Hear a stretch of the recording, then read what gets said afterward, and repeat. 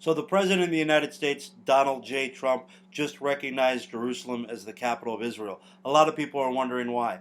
Let me tell you why. Because not recognize the capital of Israel as the capital of Israel is a form of intimidation. You're telling the terrorists that you're being bullied by them because you won't accept the capital in front of your face. Why do I say that? Because President Obama, President Trump, President Clinton, and all the other world leaders are scared of a retaliatory terrorist attack in their country. So they don't think that recognizing Jerusalem is worth the risk of a potential terrorist attack in their country. Obvious, I understand their position, but you are telling the terrorists that you're so bullied by the threat of a terrorist attack that you won't accept the obvious. 1 plus 1 doesn't equal 2 if you're going to hit me. Therefore, I don't know what it means. You tell me.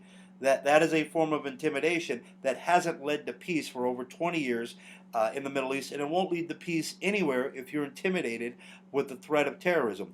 Now, I'm sure that Homeland Security was given a heads up. Whatever sleeper cells we have in the United States are being heavily watched. They're being, if they do something that would trigger us thinking that they're about to act, we're going to move in. So we're under heightened alert, although we're not showing our hand. And everybody in the media wants the president to come out and say, you know, what are you thinking, blah, blah, blah.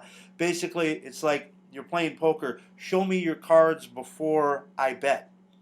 No, the terrorists are listening. So the president isn't showing his hand. He's made a move.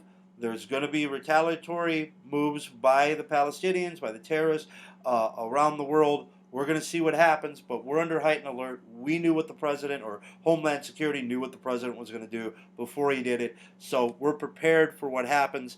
If they manage to kill some Americans in retaliation for this move, then they win this one. If we manage to arrest some terrorist cells because they were going to attack Americans but are now in handcuffs, then we won it. Part 2, we sent the message to everyone around the world that we're not going to be intimidated, or Donald Trump's not going to be intimidated. Although Obama was, Bush was, and Clinton was, the leader, Angela Merkel in Germany, she's intimidated. She would rather not accept the obvious or admit to the obvious because there could be a terrorist attack in Germany.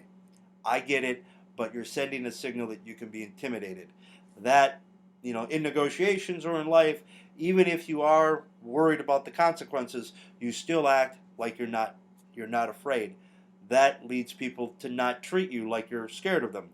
Obviously, you can't be bullied. Everybody else around the world and every other president was bullied. Trump is showing that he's not going to be bullied. By the way, every other president in the United States took the Jews' money in America, told them they were going to do this, and then were bullied because the money was good, but the price of a terrorist attack was too high to bear. Although you would go back to a fundraiser, lie to them, take their money, and not do what you said you were going to do, which is, you know, not moral either. So the President Trump isn't intimidated, and he kept his word.